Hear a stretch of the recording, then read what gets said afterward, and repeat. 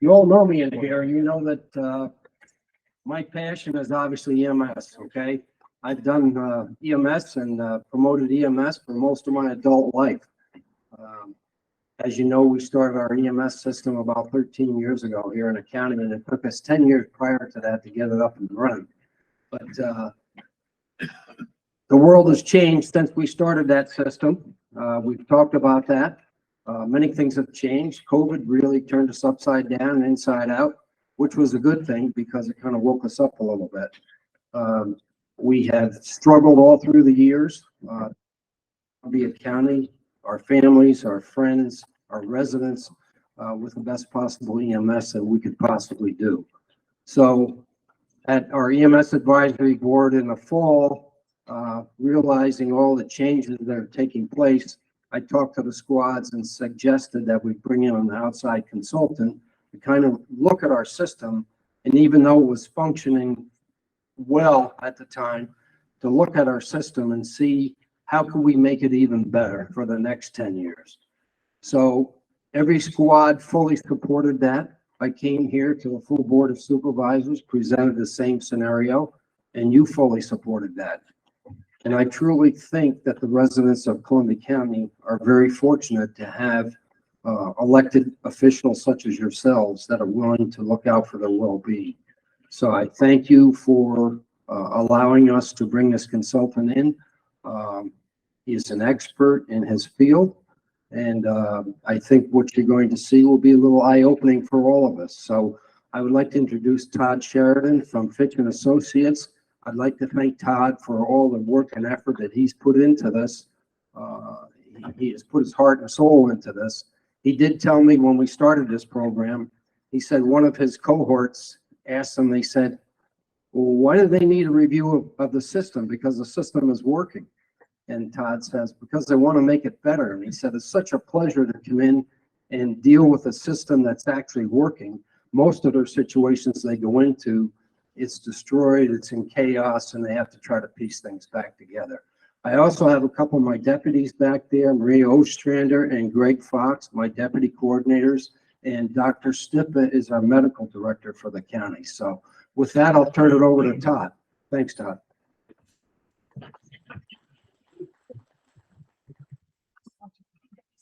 What's that? Oh, that's all right. And I don't have a mic to talk in while. So you're okay.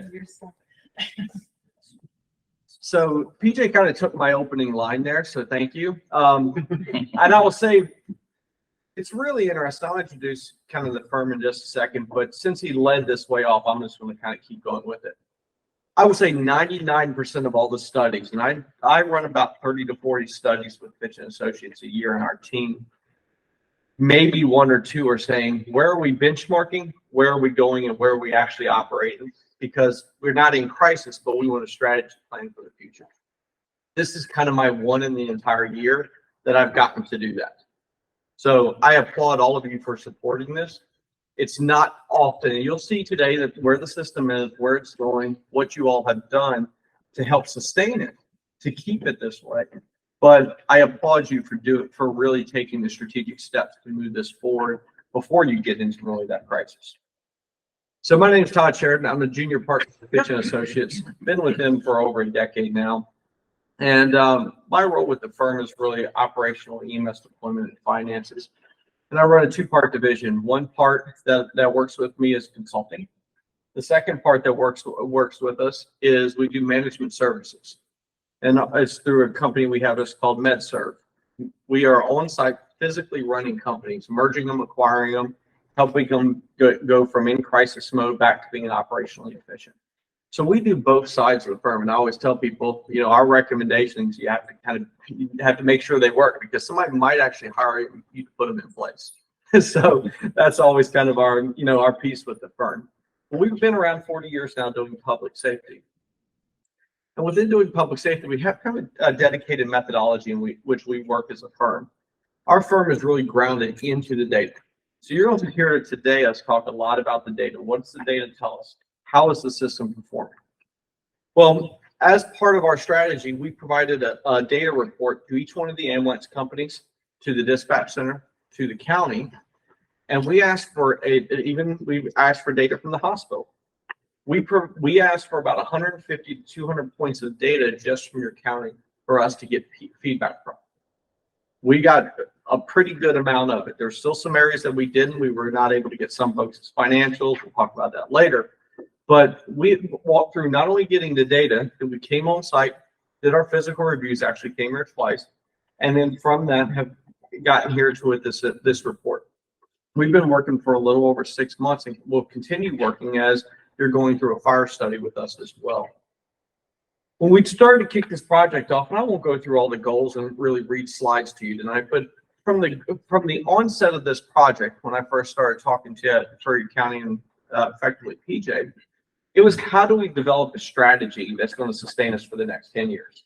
We're not in crisis. We're kind of right there at it, though. Something's telling us we need to look at it. And so when we developed options and we developed goals for the study, it was, okay, let's look at us today, see where we land operationally, financially, but what is this going to look like for a strategy into the future? So our goal really when we put this project together was just with that in mind.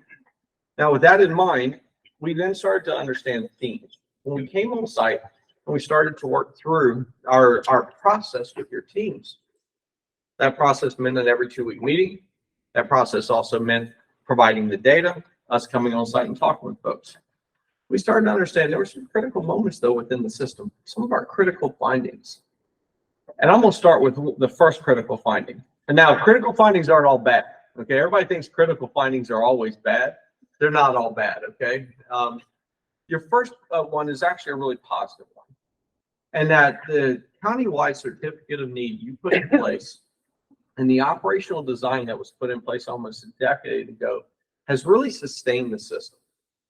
It has helped you fare the last 10 years of, CPI growing faster than actual revenues from Medicare and Medicaid. A decline in population, increase in call volume of over 25% over that time period. Actually, almost 50% over that time period. With pretty much the same staffing. So you've been able to grow with the amount of volume with the same amount of staffing, and you maintain a response time that falls within an accredited standard. We'll talk about the Commission of Fire Accreditation, but you're right on that teetering edge of it not. And then you'll talk about missed calls.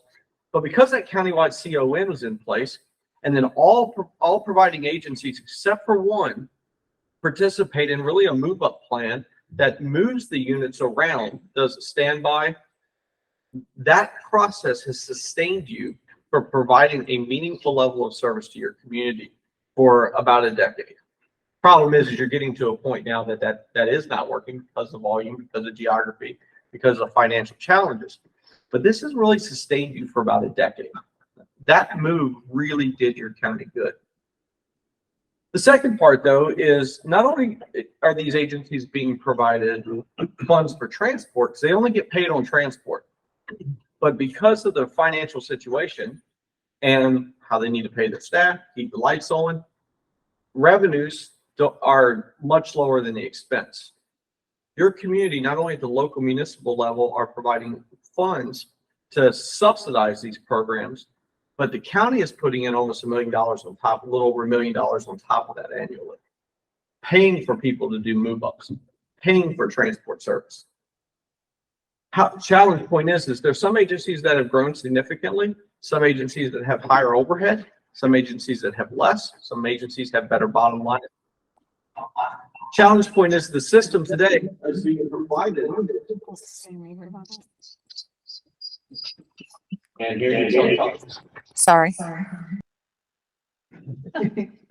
But those agencies are providing all these funds. However, the challenge point is there's very limited controls coming back to all those funds, meaning the finances are going up.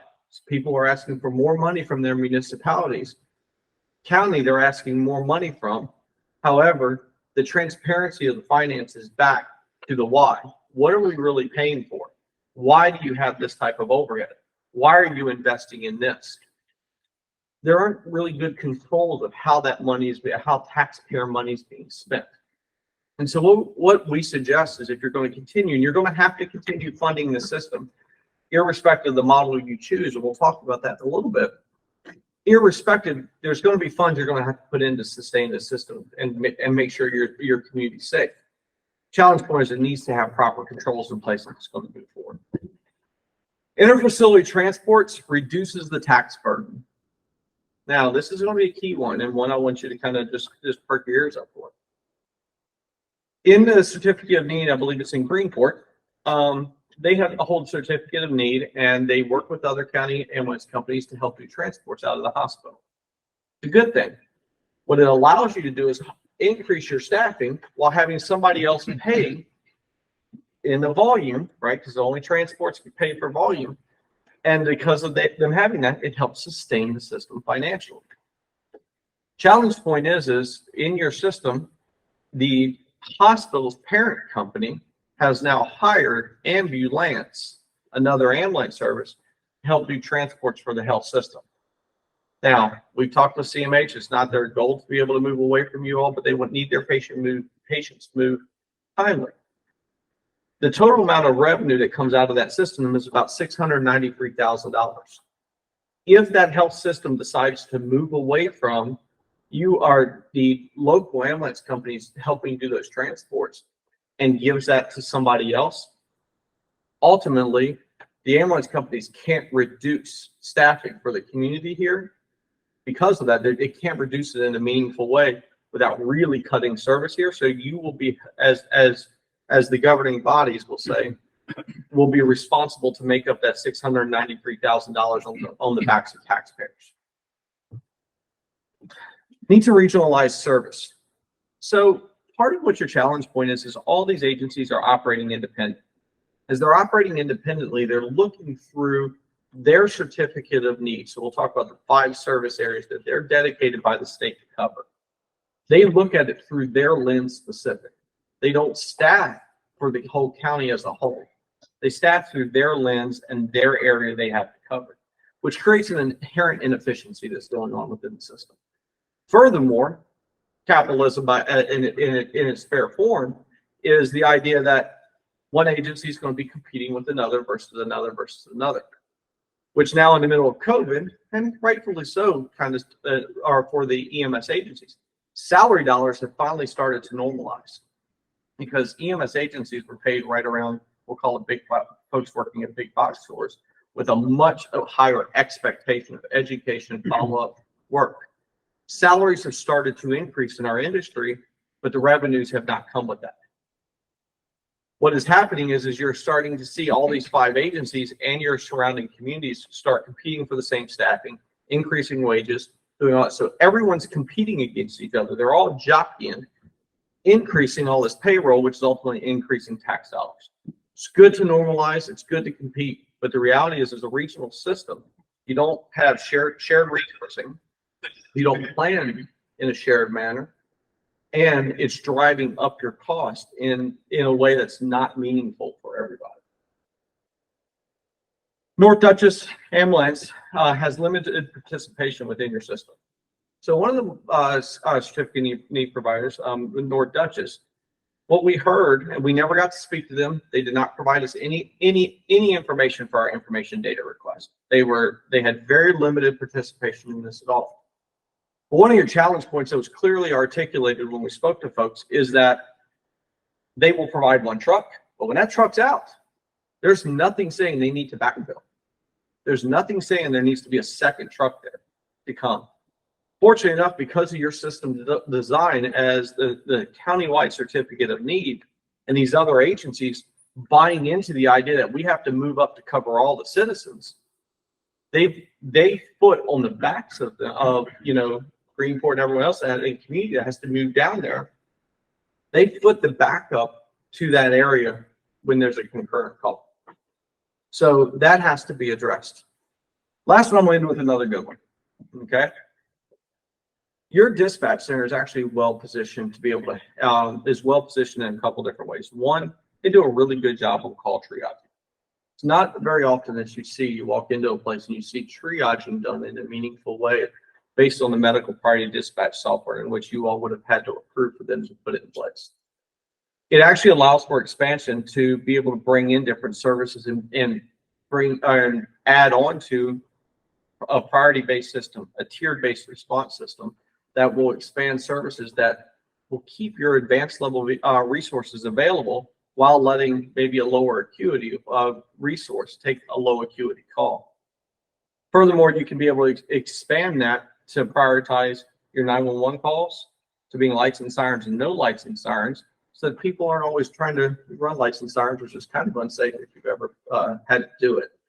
It can be dangerous, but also putting a priority base in for the hospital system so that you can triage those we'll call it extension of 911 calls to somebody that's having a heart issue here at CMH or a stroke that needs to go to another hospital. We triage that timely to get them an available resource, because in reality, it's an extension of a 911 call. It's one of your neighbors, one of your citizens having a challenge.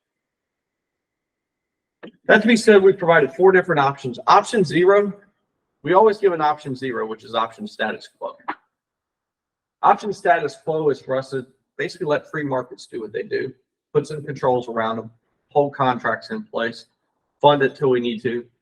And I will just say, after looking at a couple of the folks' books here that did provide us financials, you will see agencies have to either merge, acquire, or fold, and you'll be making decisions. Okay? So option 0 is let free markets do what they do, but putting specific controls around it or putting specific things in place that you can monitor.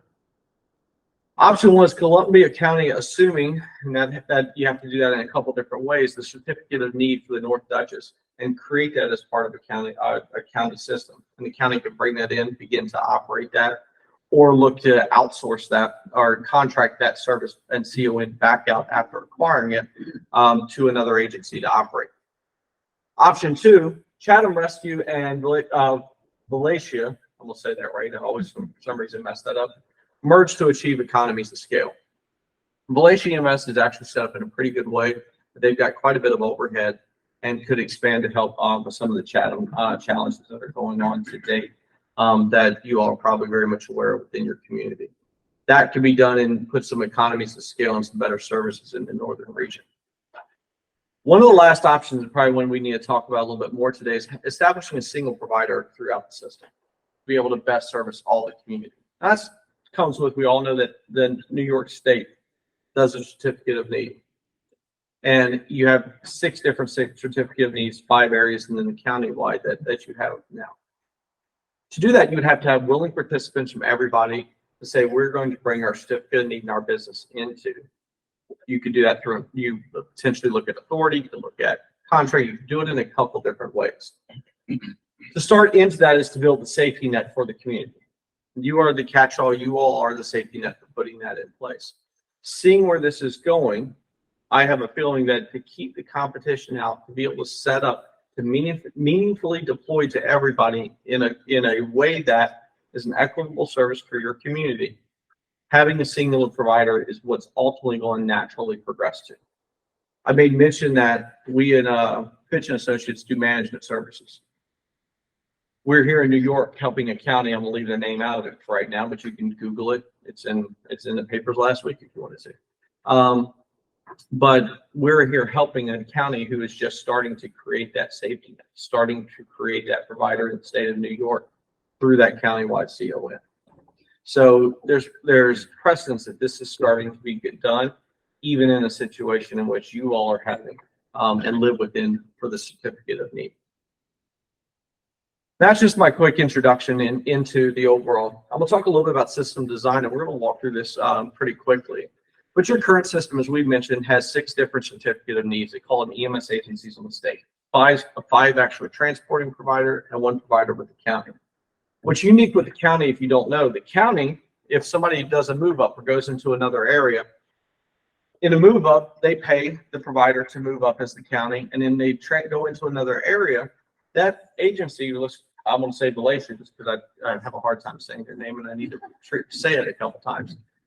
It must be the redneck. That's all I would say. That to be said, when Valencia comes and they go into another area, they actually transition over onto the county CON. It's set up that way. When they do, the county receives the patient care report. They do the billing, and from doing that patient care report and billing, the county has a contracted rate of almost $700 a trip that they give to the agency, even though they only collect about $250 a trip. So they subsidize the program that way. That to be said, overall within the system, the EMS agencies are responding to about 11,000 incidents annually, and they transport about 6,500 incidents, totaling about 60% of the time they get called, they have to transport. As I had mentioned earlier, transport's the only way they're paid other than being subsidized for the program. So those 4,000 times they go out and they are not paid for. Okay, and those could be for a variety of reasons why they go out. It could be for fire standbys, help somebody up off the floor. They could help, not transport from a motor vehicle accident. Whatever it is, so 11,000 trips that are incidents they respond to. Within that, they do almost 4,000 move-ups, meaning you leave their station and go sit either in someone else's station or someone else's line on the side of the road to be ready for the next incident. So they reduce the response time while somebody's out from their area. So if North Dutchess is out, somebody is moving to cover that area. That to be said, overall, from a temporal demand perspective, you can see at about 4 o'clock in the morning, it's about a fourth of the calls that you would have at about 4 o'clock in the afternoon. Overall time, people go to sleep, don't move around, don't crash cars at 4 a.m., but they do at 4 p.m., okay? So the reality is you can see your temporal demand by hour of day. That to be said, right now, we don't like to measure averages, okay? I'm just going to say it this way. Averages means you have a 100% chance to be 50% wrong, okay? In EMS, we think about measuring everything at the 90th percentile. In your system today, from the time somebody calls to the time somebody arrives is about 18 minutes at the 90th percentile for the entire system. We'll talk about how that manages within the Commission on Fire Accreditation. It actually lands pretty well for a rural community. Now, if you look on the left-hand side, I do talk about averages, but if you start to see, one of the things that points out is the average response time for each transporting agency. And I'm just going to read these because it's probably make your eyes squint. Chatham Rescue Squad has about a 13-minute. Community, 13-minute. Greenport, 10-minute. LifeNet, let's not worry about that. That's a hospital thing. North Dutchess, about 13 minutes. Valatia, 11 minutes. Now, I say all that, that's an average, okay? But here's what's really good. We talk about the county and how it does a move-up plan and how the county certificate of need.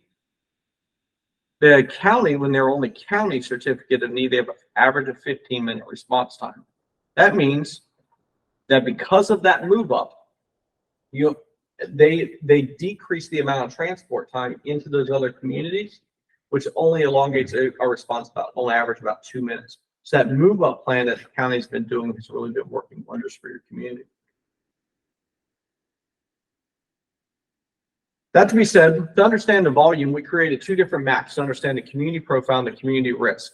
We did a typical hotspot mapping to understand where your volume is compared to where your stations are. We then also did a commensurate risk-based mapping. We look at volume based on risk. Hotspots are hotspots. When we start looking at risk, we say, okay, is our risk profile in the community, where are your highest concentration? The way we build it, the one on the right-hand side you see, is we call it urban versus rural versus wilderness response. The red areas are with 4 calls with 50% of its adjacent sites having a call within a month. And the wilderness one is a singular call every quarter with 50% of its adjacent sites having a call. And any spot you see in the county that doesn't meet and that doesn't have a color, we consider it wilderness. It does not have an actual call during that time period. Now, that to be said, your county doesn't have a set benchmark. The challenge with the state certificate of need is the certificate of need doesn't say we have a response time. It's basically the authority having jurisdiction, so you all helping to fund to create the response time that you feel is accurate. Okay, it's kind of an interesting statement, the way certificate of need is. I managed in New Jersey for about 3 years, a little over 3 years, in a certificate of need state. It's really wonky that I could have one resource and that's all I have to cover. I could have 5 calls at once, but all I technically by my CON is have to have that one resource. It's a really wonky situation. So as you start looking at what is a meaningful response time for your community? So we benchmarked this back to the Commission on Fire Accreditation International. You hear me talk about CFAI. They look at how long a call is supposed to take as an alarm time, how long does it take to turnout time, so travel time or turnout time, and then travel time. How long does it take you to get to the scene? Well, when we're looking at, you'll see items called benchmark and baseline. That's your goalpost. If you can afford to get to your benchmark, that's great. But baseline is what the community baseline, the minimum you should strive for. We start looking at your community in total. We start having to look at how do they derive what is your type of area, which you all fall into a rural region. The way they determine that is population divided by square miles. So you take your population divided by square miles, gives you 95 people per square mile, which falls in a rural community, which by travel time for a rural community at a benchmark, they would want a benchmark response time of 14 minutes or a baseline response time. They say 18 minutes and 12 seconds. So, okay. Again, you were just at 18 minutes right now. So you're right at the end of that at the 90th percent. That to be said, we then look at what we call that one went twice. We did a market utility value approach. What's the value add of every station to understand how do we get to 90% of the historical coverage within the community? So if we start looking at the current stations, and you'll see Greenport on the map here, and let me kind of give you an idea of what you're looking at. Each one of the drive times around the station is at 15 minutes. Okay, so the 15-minute drive times right in the middle of the Commission Fire Accreditation. At Greenport, you all probably know where Greenport is, so I don't need to show you. And so with that drive time around, it can capture in the total volume in the community about 4,633 of the total responses, which is 52% of all the responses in the county just from their station. But the next best station is Chatham. Chatham can pick up another 1,987 or 86, excuse me, adding about 23% value to the system at 75% total capture. And you can see the value add of each station after that. You'll see Valatia is in yellow because they are above, when you start looking at it, above the 90%. So you can see a value add of each return. Finch also has our proprietary software that we use as it relates to our drive time. And we wanted to say, okay, if we didn't have to worry about infrastructure, how many units would you need to capture 90? At least 90%. And we had the same total of 4 different locations, but same total of 4. Now, what we've talked to PJ on is as you start talking about the move up plan, this is the optimal spot to put your move up plan, moving forward. Also, as you'll hear us talk about, is if you add in, there we go, I'll choose that. If you start to add in a BLS unit and have a little low acuity call, having a meaningful response time to make sure if somebody doesn't need an ambulance right away, lights and sirens, you can use a lower acuity and keep your high acuity ALS available for when somebody needs it for that chest pain or cardiac arrest. How long can you have for a meaningful response time? Well, you can cover your entire county from a no lights, no sirens, average road speed, 97% of all your calls within 30 minutes from that post location.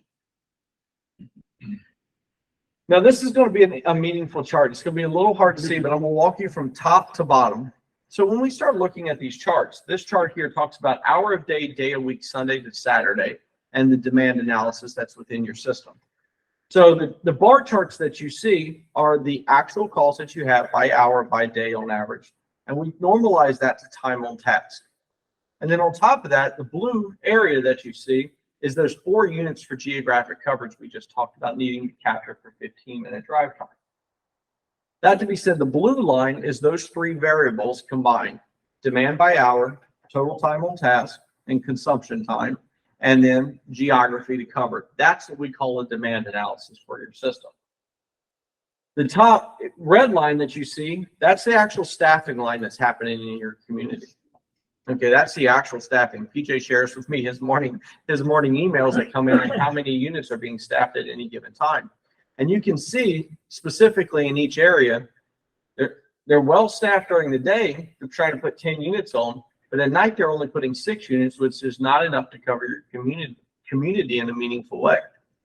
Because each area is looking at its specific lens and not looking at it from a full county's perspective. That to be said, we looked at it from our optimized model, 15 minutes, and said, okay, if it was a singular run system, how many units would you need to cover it in a meaningful way? Well, you would need 7 units 24/7 working. Now, if you look at the other one, you normalize it out, it really comes to 8 units. But the challenge point is at 7 units, one of the parts that we look at in our model is to make sure that you take workload. We do want people to have time off. We don't want people to get crushed, and we want them to be in a readiness mode. So when somebody calls, they're there for the community.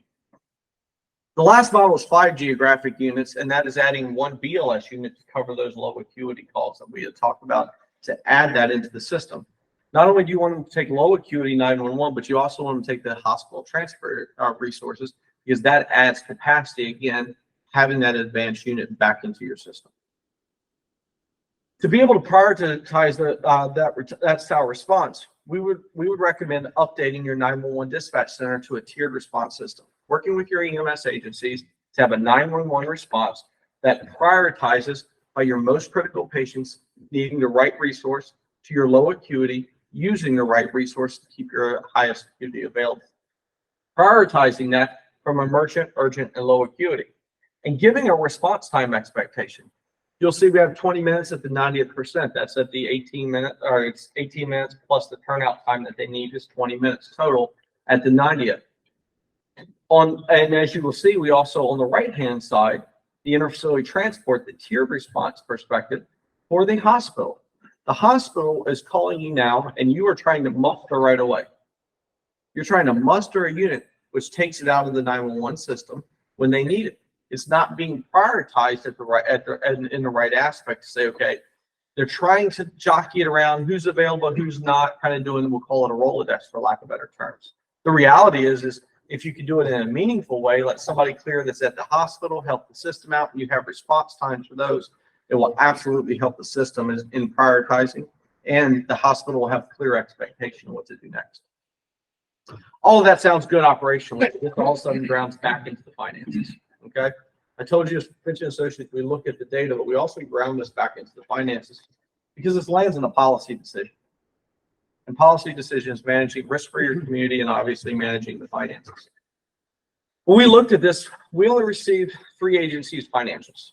So I want to be clear on that. We did not receive 2 of the agencies' financials. So part of what we had to do as Fitch Associates, because we didn't get a full picture, we had to normalize that to some of Fitch's experience. So we grounded that in the agency's information that we did receive. And one of the agencies gave us their tax returns and not really a full P&L balance sheet. So as we started to walk through that, we had to have a normalizing moment. So we made some assumptions outside of what the current system we believe is doing and what it could do on the models moving forward for you. From that, and how we work through this, we kept all subsidies the same. We figure if somebody's buying into the system now and it's supporting it, you will see it needs to continue.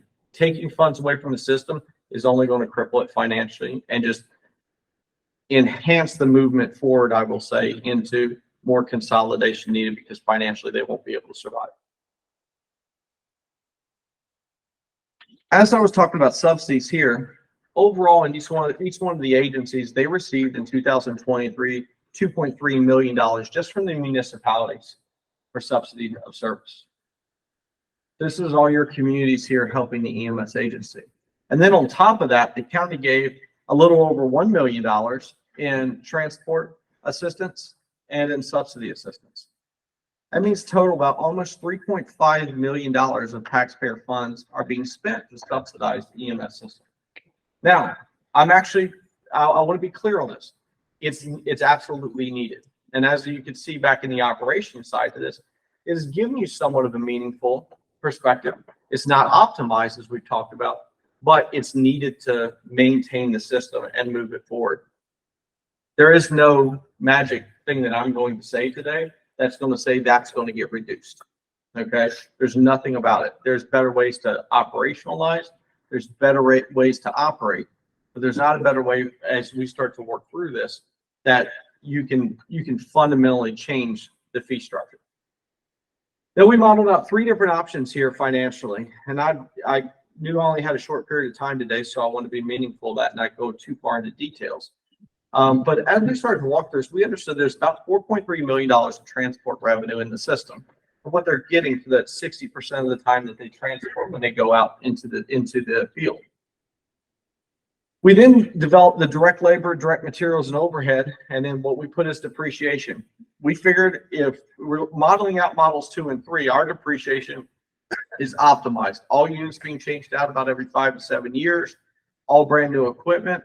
We know that's not the case in your system today, so we actually reduced that down to about 20% is what we can tell from everybody's income statement. Right now, what we believe is in your system, overall, if you look at all agencies, they're probably making about $200,000, $300,000 in total to date is all they're making in profits. Okay, we're pretty conservative with ours. They may be making a little more than that, but one of the P&Ls we looked was down, one was neutral, and one had about just a little over $100,000 in the income statement. And that's the 3 that were provided to us. And again, we didn't get to see 2 others. So the reality is we felt pretty comfortable in our assumptions of where that landed. Now that's landing with the 10 units during the day, 6 units at night. Model 2 is the 7 units total 24/7. Now again, the biggest difference here is that we added in our depreciation that you can see about $400,000 more, $320,000 more, because we normalized that out to having regularly changed out assets, new and appropriate assets, and not using old and already depreciated out assets. That to be said, that can run really neutral for the county or as a single system. Now, we did model out adding that extra capacity, that BLS unit, to help with the non-emergency transports out of the hospital to keep those 911 vehicles available. So adding that other 24-hour BLS capacity, because there's no more volume you're going to capture by doing that. Actually, we would need to be subsidized by another $500,000 to make that happen annually. But these give you some kind of a picture right now of what would happen if you begin to move forward as a singular response unit. I've talked about some of the financial state, and the reality is your cost controls are the biggest ones. Okay, if you're going to be subsidizing anything out, you have to have cost controls if you're going to put taxpayer money in place. There is a value of a singular system, no duplication of services. You're not competing, you're not driving up salaries. You can have an equitable set of response for your community. All communities can come together, set the expectation, move forward in a meaningful unit hour staffing model. You can start to align into the future and grow. You can grow from an education, a staffing perspective, because that's hard to do. Because really in your community, what we heard from some of the frontline staff is some of the costs here in your community have really gone up since COVID because of folks buying into your community. And they're even having a hard time living in the community, if at all. And they're having to come in and work from out of county right now. So part of this is what type of value a single system could have. Also, a lot of these agencies don't have really pension plans. Coming over to the county, you could absolutely help sustain people because you all would have some of the county pension side to that. Last but not least, the biggest risk, again, outside of what we've already said, is that if the interfacility and non-emergency transports are removed by the county and given to another provider, that you will have about another $700,000 of subsidy needed into the system. Now, that's a lot of the quantitative and some of the quality. And so what we're going to talk about now is a little more of the qualitative and some quantitative. Now, I'm not going to go into a lot of detail this because I want to, my last 4 slides that come after this, I just want to talk through a little bit more. But as we start walking through, we start understanding that you all had this whole operational financial review, but we need to then say, okay, how do we benchmark against kind of another agency? How do you benchmark against the norms within the industry? Well, Fitch and Associates, we put together years ago the 50 benchmarks. We now call it 51 benchmarks, but the 50 benchmarks within the system. What does a normalized system have? So as PJ and I were talking a lot about the system, you sustained it for 10 years. But how are you going to have this trajectory into a systems approach moving forward? And not only are we going into a systems approach in operations, but what are some of the other tangible things we can do to really maximize our opportunity to come together and to make this a whole systems approach? The way we do that is by looking at the benchmarks. Fitch and Associates takes those 50 benchmarks, but buckets them into 8 different themes, all the way from dispatch how you work with your medical first response, all the way in through the operations. That to be said, we then say they're fully documented, they're doing well, they're partially documented, somewhat doing it, or not documented and doing it at all. Out of our 51 benchmarks, only about 27% of those are fully documented and operational today. About 51% of those are partially documented and somewhat doing it today, but because, again, you're running multiple different agencies, you don't have the controls in place to be able to really get all those across the finish line and everyone to be able to operate in a meaningful way fully across your system. And you only have 11 that are not documented, which I'm going to say is actually pretty good. It sounds like 11's a lot, 22%, but the reality is, again, you're operating with 6 different agencies, and you only got a few that are not completely, have not fully come together or fully in place. That to be said, coming to close out, I started to talk about the 4 options. Now, part of what I want to just land with the 4 options is we decided to take those 4 options, talk about the status quo and some of the challenges that you would see, and then we bucketed those into kind of a really high-level SWOT analysis. To walk in and say, okay, what is your challenges? If you're starting to walk through this and you decide I'm picking up option 0, and that's all I can do right now, or all I care politically, operationally, financially, this is where you land. Here's some of the opportunities, strengths, or threats that you may incur. From an option 0, maintaining status quo, what we would see as Fitch is that your response efforts remain semi-coordinated at this time, and they would be suboptimal and to continue moving forward. The challenge point is you're still having high, even though you're not having a higher population, you are still having volume growth. There is still a reliance on the EMS agency. So the reality is the staffing is not being aligned right now. Agencies are trying to cover their own CONs, and that alignment will continue to not be there if you continue with status quo. Ways that you can address that, though, are putting software programs in place. I'm gonna pick on one that they're, like you can use Power BI, you can use FirstWatch, you can use programs that give you real-time information to understand who's responding, who's not, what's the performance going on in the system. Some of that immediate feedback that then you can start to see if you're going early and often or challenged. Other pieces that we look at is that within the dispatch center, units need to be able to mark up, and all status needs to be addressed. What we saw in the data is that not all unit data is being collected appropriately, or units are being marked up in a status that all the data is being collected to say this is really your response time. This is really when you're getting on scene. So having that data monitoring tool, having folks utilizing dispatch appropriately, will move you into the future. Last but not least, you can still work with the agencies because you have a countywide CON to start your tiered response. The challenge point with this is you're still going to be limited at best in what you can do overall as the system because you're still operating independent.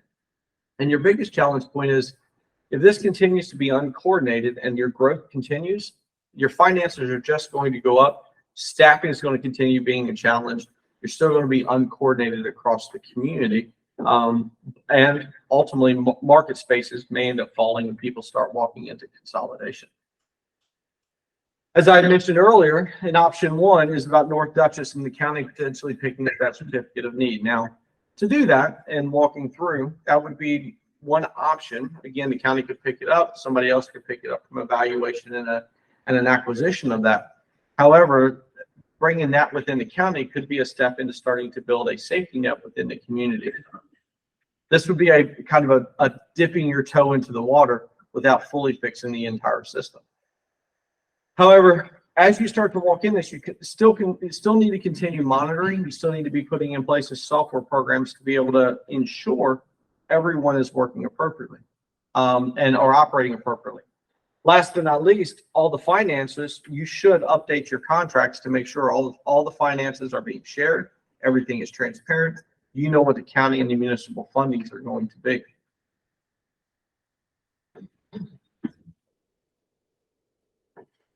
Option 2, merging of all beginning to merge of agencies. So again, the county could continue having its countywide CON, but what we've seen with some of the agencies out there, we believe that a merger between Chatham and Volusia is an opportunity. especially for the northern area. Now that's a short-term opportunity because one of the threats is if they don't merge, or excuse me, one of the challenges is if they don't merge, then you may have one agency that ultimately falters, and then that you have to come into an emergent situation. But the other piece that I'll say to it is if you start with an outside merging and not with the county, then this may continue being outside agencies, and then you're relying on one or two agencies only within the community. Let's call it Greenport and whomever. And then you still have kind of a quasi uncoordinated. You still would have less agencies. You would still have consolidation, but it wouldn't grow in a real meaningful way for the system. Last but not least, one of the other pieces that was really interesting when we looked at the data, Chatham operates out of two bases. If they operate in a meaningful way with Velation, and they had or as a countywide system, you could actually eliminate the two bases and relocate it. We gave you an option, so Latin long, we called it P1741 because that's what the computer picked out, post location. And in this area, you could actually consolidate both of those areas, reallocate it to this one area, and you could still have a meaningful or better response time than you do today.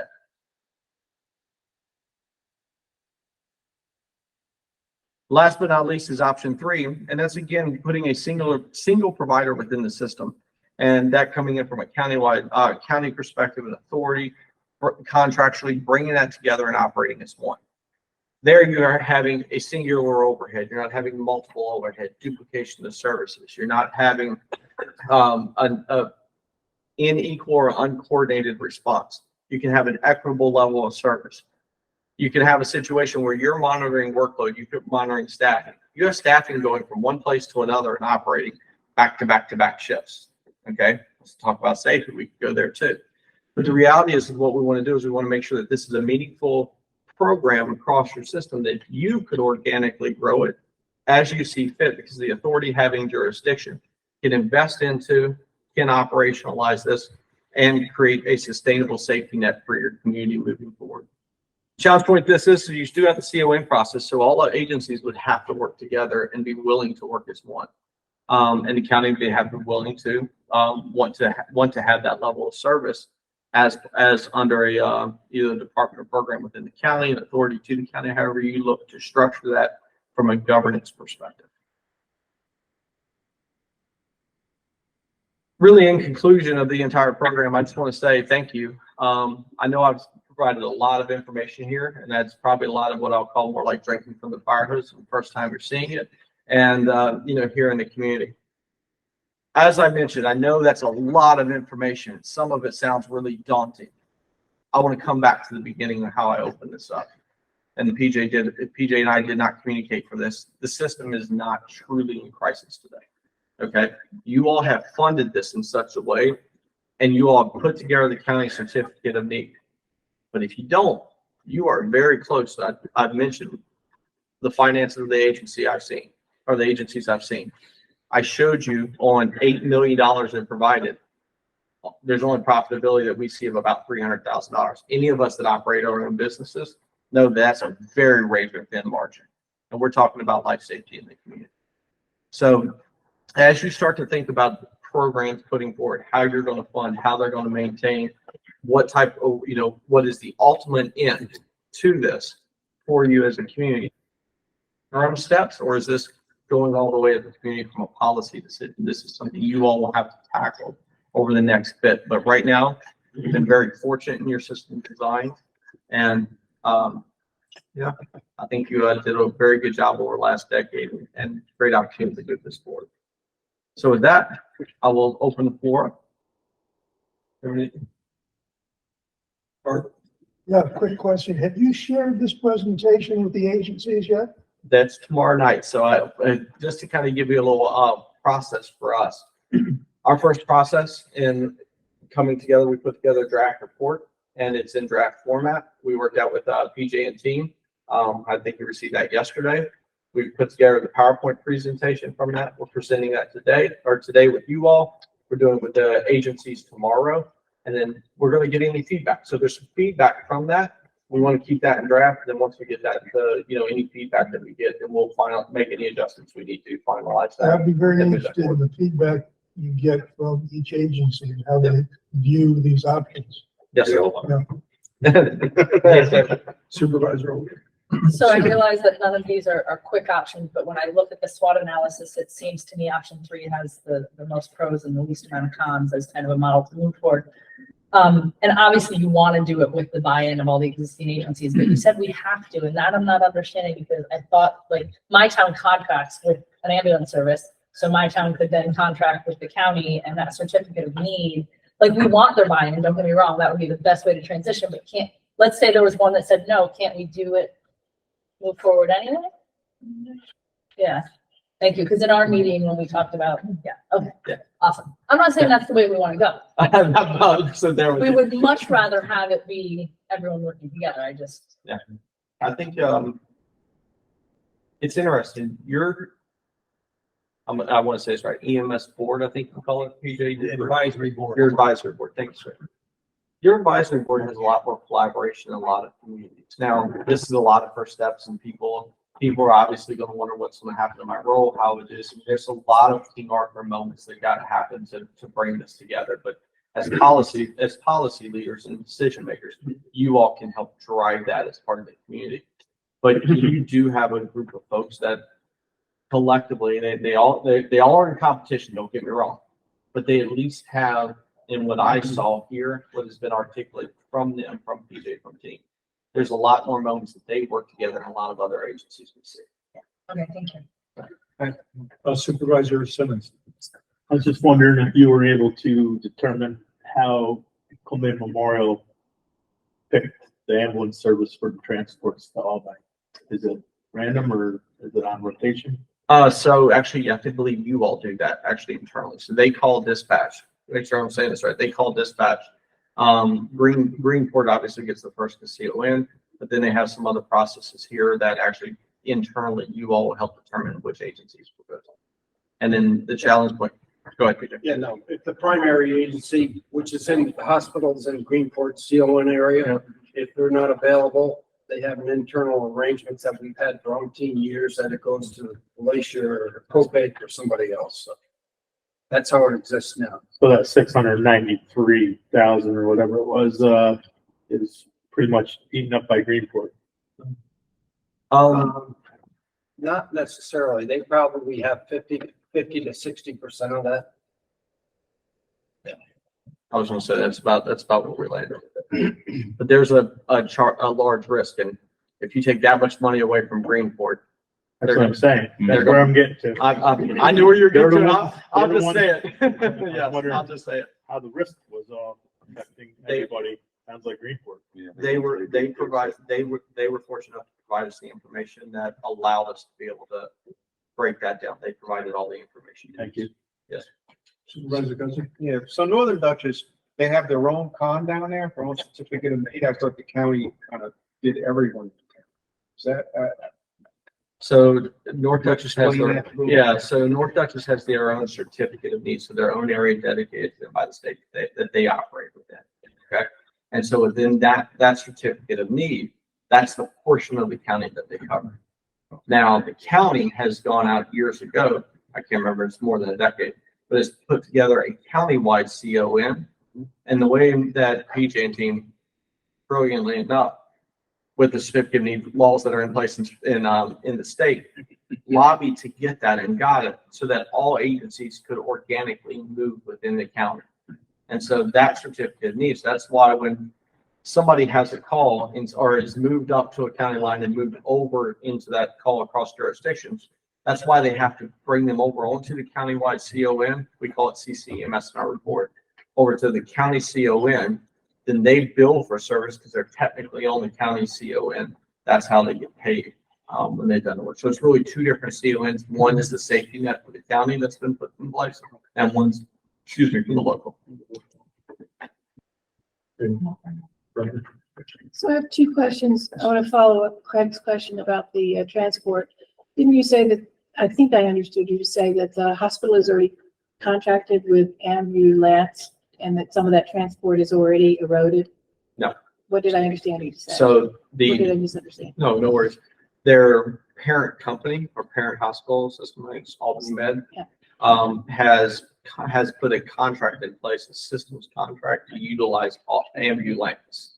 Now, in us speaking with the CEO there, she clearly stated, she's like, I haven't signed anything with them to bring them down to this market space. We shared this information directly with the hospital and what that risk would be to the community. At this point, nothing has been done.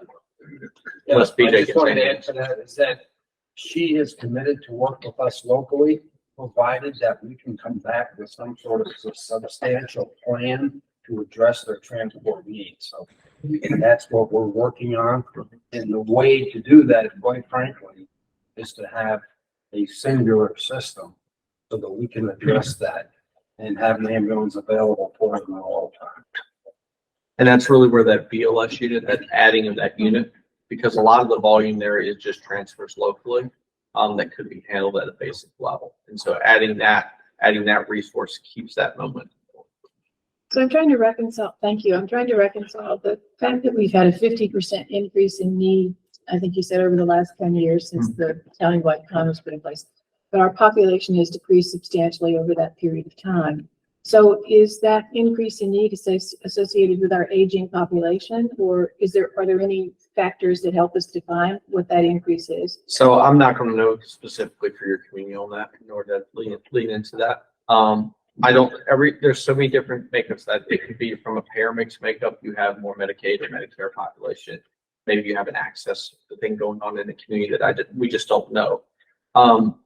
I will tell you, just north of your border here, Niagara, and them did a really interesting study. And we presented with them. I presented with Niagara EMS a while back. But they did a pretty interesting approach called the Silver Tsunami. And basically what it was about was the aging of population and what that's doing to their EMS system. And they did a full-on analysis of that. I think it's actually public document. You could pull it up, but Niagara EMS from Canada did that.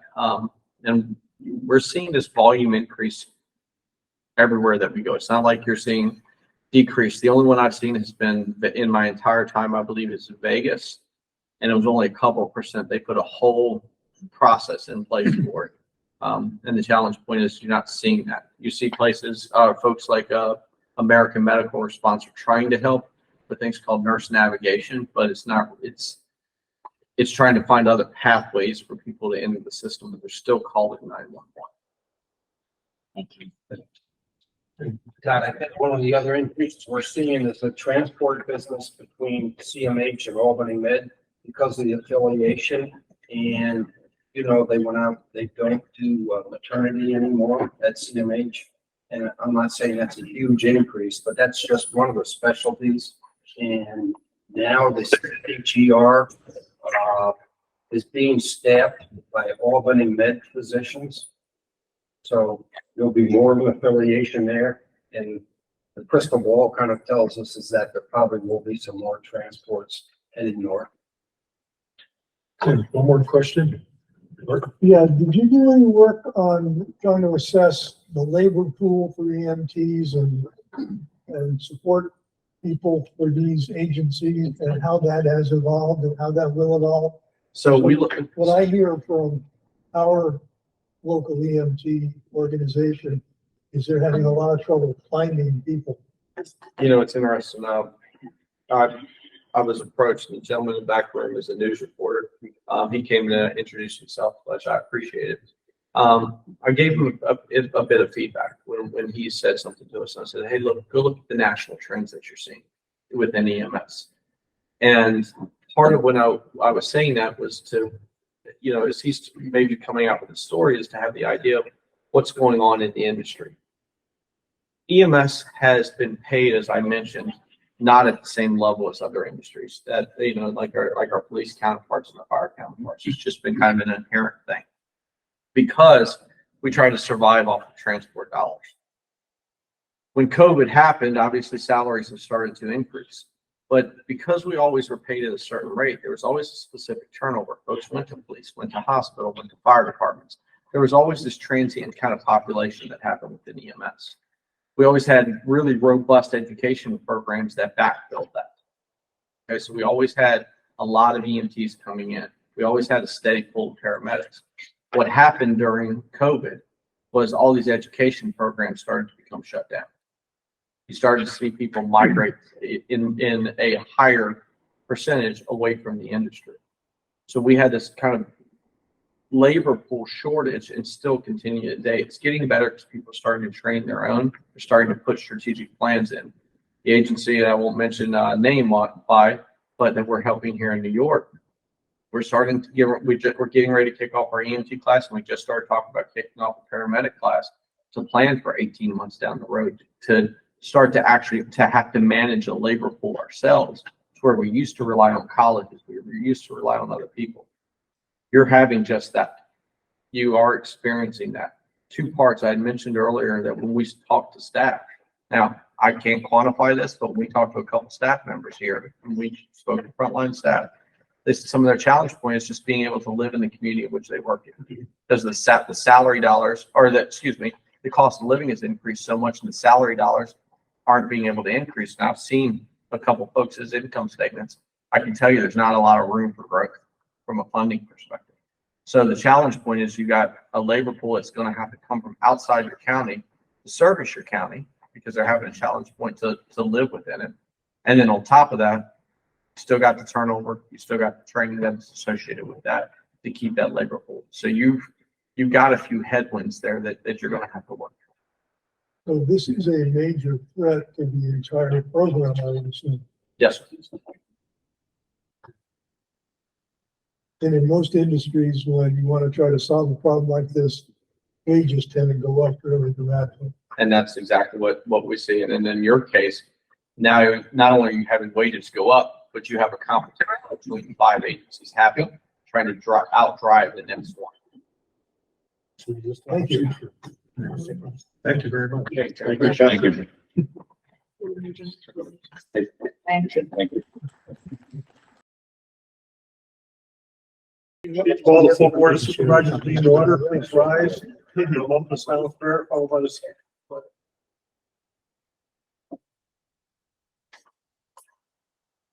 I pledge allegiance to the flag of the United States of America and to the republic for which it stands, one nation, under God, indivisible, with liberty and justice for all.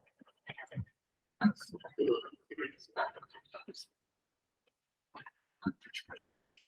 like to request the clerk call the roll. Bascom, Here. Whitfield, Here. Folds, Here. Simmons, Here. Stats, Here. Adams, here, Mettler, Here. Collins, Here. Riley, Present. Eldridge, Here. Helsley, Here. Thurston, Here. Livonia, Here. Cousin, Here. Mia, Chemidas, here, Mussman, here, Solera, Here. Cousin, Here. Bolton, here, Morel, Here. Not, Here. Skoda.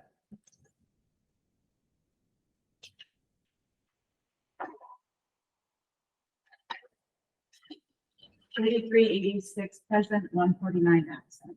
We have quorum. Thank you. I need a motion to pay the bills, accept the treasurer's report, and file the minutes within the clerk's office. So moved. Second. All in favor? Aye. Opposed? Carried. I'd like to request the clerk read the resolutions. Resolution 265 of 2023 to 279 of 2023 by Supervisor Holton. Mr. Chairman, I offer these resolutions for adoption. Second motion.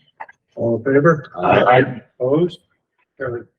Resolution 280 of 2023 to 300 of 2023 by Supervisor Now. Mr. Chairman, I'd like to ask for a roll call vote on resolution number 287, please. Okay, we'll pull 287 out, so we'll vote on the other ones, and then we'll do the vote. And we have to pull out 293 because we have to do the secret first.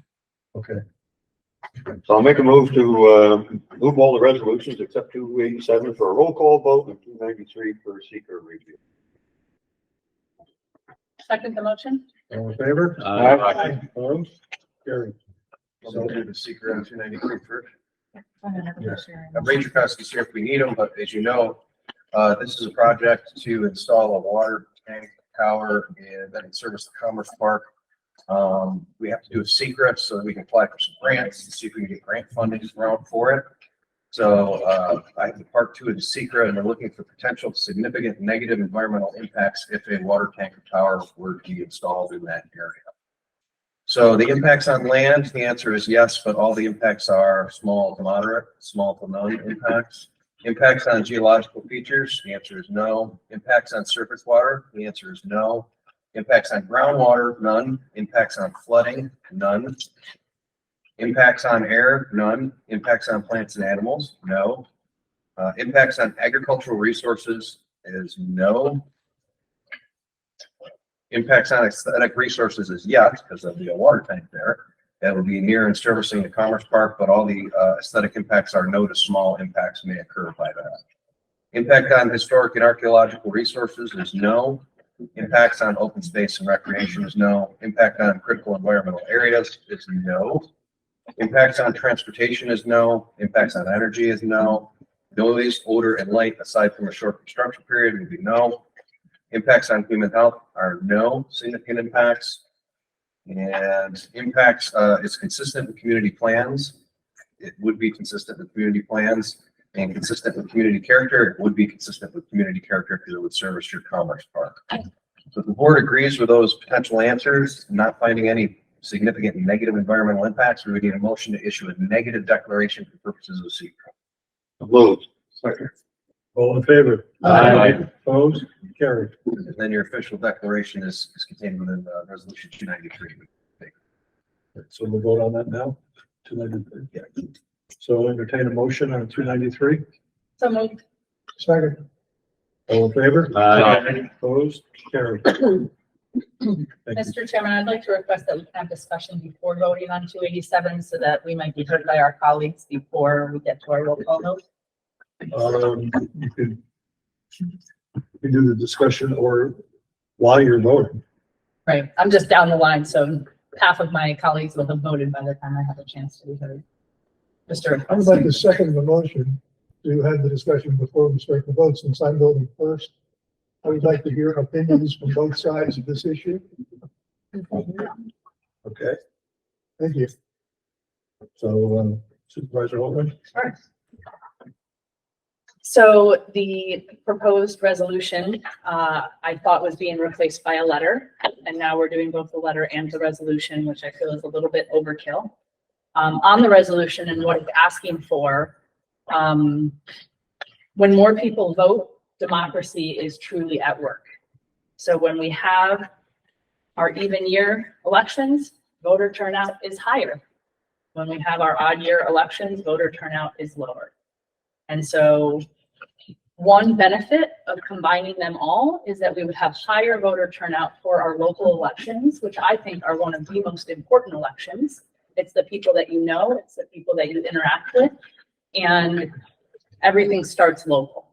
And so if this move could mean that in my town, on non-local years, we have about 300 more voters turn out, those 300 voters then could also be heard for the local positions. I also feel like more voices is always a better thing. There's also less money, less work for the Board of Elections. I've worked here for 3.5 years. I think our Board of Elections is amazing, but I feel like they're always playing catch up. We look back to last year, how many elections they had to run. Often when I talk to the staff in the Board of Elections, they said, if we just had a little bit of time to create policy, create procedure, have a procedure manual, create job descriptions, all these things that are important for a functioning office, but they go from one election to the next to the next. So I think it would be really important to have the best functioning elections we can have and make sure that we're doing as efficient a job as possible to hear all of our voices. And part of the argument in this resolution is that, you know, local issues are going to be lost. I strongly disagree. I knock on doors of my constituents and of my neighbors for both local elections and national elections. And I think all issues are local issues. And I think that when I'm knocking on doors talking about 12 candidates versus 6 candidates twice, the same issues are going to come up and the same issues are going to be brought up. So thank you. Well, first of all, I disagree with you. I think local issues will be lost. they'll be lost in the sense that you're going to be having presidential elections, gubernatorial elections, Congress, Senate, and so on. And the local election is going to be on the back page or on the second ballot. Should be very confusing. The other thing I object to is the fact that the state didn't get any input. They didn't get input from our local boards of elections, our local legislators, or anybody. They just rammed this through. I encourage everyone to watch Assemblyman Tague's plea for them to hold off on this until they got more input. And they still rammed it through. So, and you know, somebody on this board made the same argument that they needed to get more input. Well, the state needed to get more input before they pushed this forward.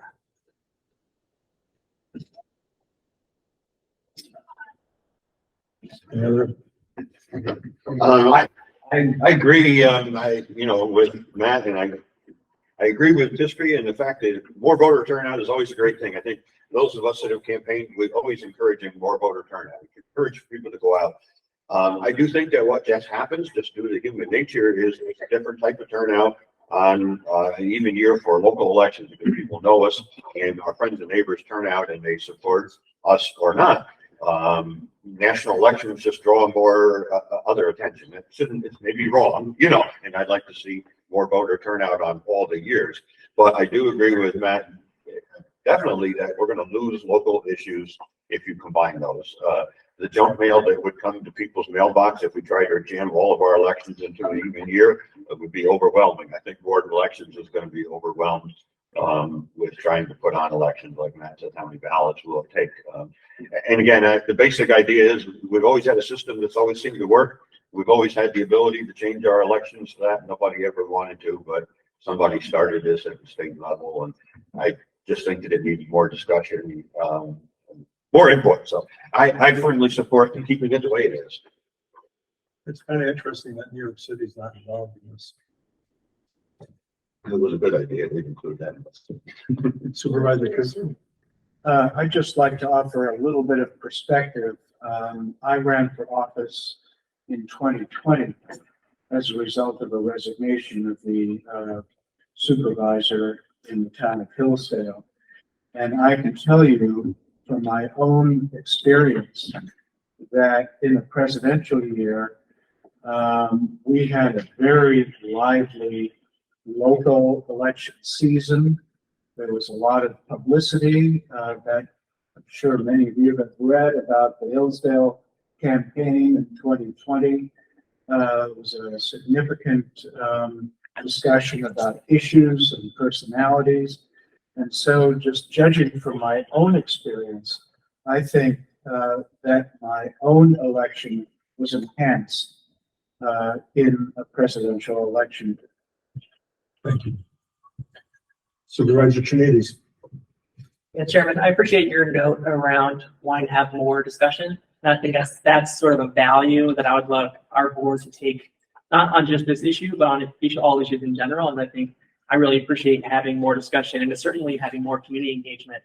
I know that we're here as a board discussing this, but I don't know how much we did to even ask the community how much the public, if they agree with our letter that we're writing or this resolution. So I would love for us to just lean into that more whenever we have a chance to sort of get community engagement. And I'm 100% on board with getting more community engagement. I do want to echo Supervisor Holtman's point around voter turnout, that if I looked at the 2022 numbers and the 2021 numbers, and we have way more people vote in Columbia County in 2022. Overall, the 35% increase in turnout. And there's this idea that people are going to vote less the longer the ballot is. But if you actually look at those races in the past couple of years, is that people jump around and they'll skip people and then they'll vote for one. Our voters are smart enough to sort of read the whole ballot. But when they come out, there's still the overwhelming amount of people that come out for even year elections means that more people vote. So even on the Bond Act in 2022, which I think was not the most hot button issue in the county, it was on the back of the ballot. We had significantly more voters in 2022 flip the ballot over, vote for the Bond Act than we did for any candidate in 2021. It was thousands more. So we had we had 28,239 people vote for the Bond Act, but only 20,000 people voted for the county judge, which was the first one. And then 21,000 people voted for the sheriff, which was the second one. So people do vote more on even year elections, and they're going to go through the ballot and pick out the ones that they want. So I think that's a real advantage. I want to have more people voting in our elections, and I think we're better off by going to the place where they're already going. They're voting in even years. We bring the election to them. That's why I'm against this resolution. Thank you. Supervisor Scalera. Mr. Chairman, I believe there's one line in this symbolic resolution that needs to be read out loud. I think it's very important. It simply states, whereas we believe that establishing the schedule of local elections is the right of local government and has been for more than 100 years. If it needs to be changed, it should be done on this level, and the state people need to completely take their hands off of this. The governor, I urge her to veto this. Okay, Thank you. no other comments, we'll do the vote, the roll call vote. Bass, You know, I buy the argument that even year elections will bring out more people. I also buy the argument that local elections should be managed locally. I don't think local issues are going to get lost, but I do think local control can be lost. And I think that is my greatest concern. So I guess I'm trying to figure out what that means in terms of which way I want to vote. If